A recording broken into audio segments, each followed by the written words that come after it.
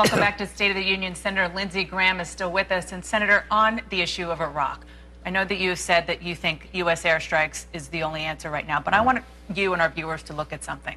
The toll so far when it comes to Iraq, 4,424 deaths, wounded 32,239, and then the cost in money, $770 billion. I got to ask the question that I'm sure so many Americans out there watching are going to ask.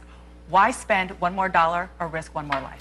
Because Iraq and Syria combined are going to be the staging area for the next 9/11 if we don't do something about it. The people holding ground in Iraq also hold ground in Syria. The economic instability that comes from a collapsed Iraq will affect gas prices and our economic recovery. But the main reason is if ISIS is not dealt with, that's the staging area for a new attack on ISIS being the newer, right, more dangerous Al-Qaeda. Yeah, the predecessor, they're the follow-on to Al-Qaeda in Iraq. What they will do is use the area between Baghdad, Kurdistan, and Syria to operate with impunity. They have a lot of wealth. They will plan an attack against our country. And my biggest fear is that they're going to march toward Jordan. And I hope every American understands if the king of Jordan goes, if he's the victim of these guys, then the whole Mideast is in turmoil. And you really think that's possible? Yes. What makes you think they have the organization to pull something like that off? What makes you think they don't? Look what's happened. Look what's happened. They have basically occupied a portion of Syria. They took the second largest city in Iraq. They're going into Baghdad. My number one goal is let us stop them from going into Baghdad, not the Iranians. If the central government in Iraq collapses, and that's their goal, they're trying to get the Iraqi government to collapse. The Iranians dominate the south. They'll own all the resources in the south. These guys will operate from Baghdad to Kurdistan all the way into Syria. They will consolidate economic and military power. They'll march toward Jordan and Lebanon, and they will use that space to attack us.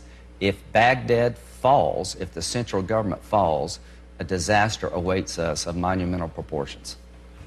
Now, the question about the leadership there now, Prime Minister Maliki, he is somebody who perhaps has not done all the things that the U.S. should have wanted them to do, which is, I think, an understatement. Yeah. So is he the right man for to lead Iraq right now? Stop the march on Baghdad, form a new government, send Petraeus and Crocker over, somebody who knows. How do you form a new government? It's a democracy. There are plenty of voices over there. He should resign. He's incapable of bringing the Sunnis back into the fold. Three things have happened in 2010 and 11 to create this. How did we get here should be the question. Al-Qaeda in Iraq, the predecessor to ISIS, was on their back, just about gone. Syria blows up. They get reinforcements from Syria into Iraq. Maliki withdraws from the coalition. He becomes a sectarian leader. Obama's administration completely hands off, and we withdraw troops in 2011. That's the perfect storm. But whose fault was that? I mean, That's President Obama's fault. Why is that President Obama's fault? Maliki didn't want to leave a residual force. No, that's not true. That is absolutely a lie. I was there on the ground at the request of Secretary Clinton. Maliki, Barzani, and the Sunnis were willing to accept an American force. We wanted the agreement to go through Parliament, which would have been a disaster. They got what they wanted. The Obama administration wanted to say, I ended the war in Iraq, I'm going to end the war in Afghanistan. This was as predictable as the sun rising in the east. I blame President Obama mightily for a hands-off policy when it comes to Iraq. Because, I mean, I could debate this probably for a long time. Because Maliki, okay, so looking forward, Iran. Bloomberg News had an interesting op-ed today saying that they are sort of the frenemies of the U.S. right now in Iraq. And people might not realize this, that Iran, who is generally no friend of the U.S., is now potentially going to work with the U.S. On Iraq. Why did we deal with Does that make you feel comfortable or No, uncomfortable? hell no, it doesn't. Why did we deal with Stalin? Because he was not as bad as Hitler. The Iranians can provide some assets to make sure Baghdad doesn't fall.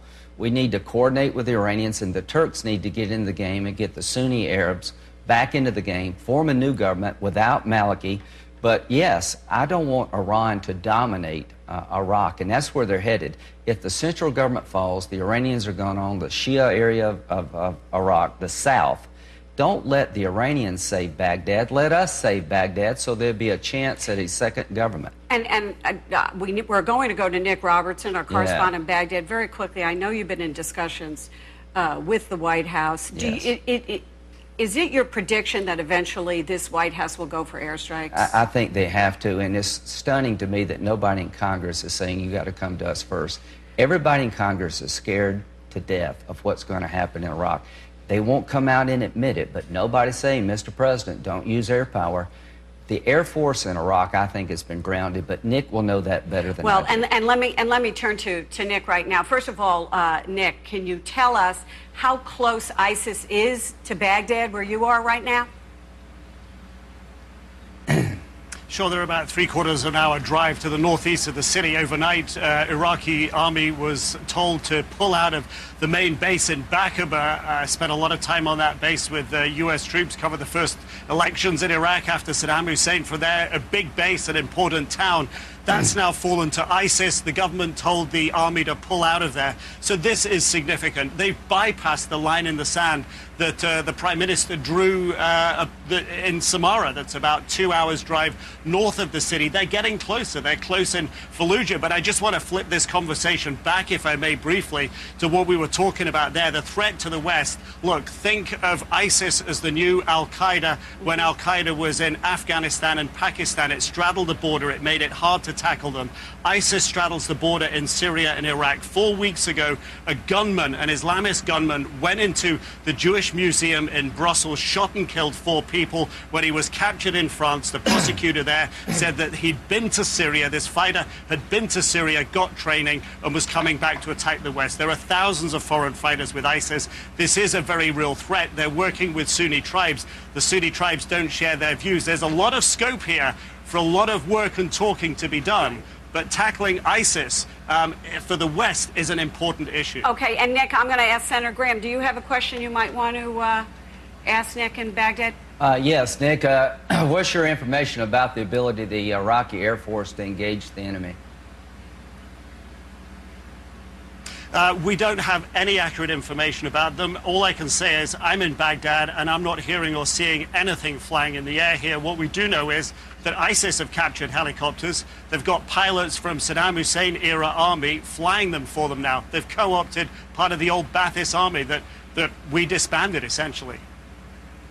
Okay, thank you so much, Nick. And I want to ask Dana, last question for Senator Graham.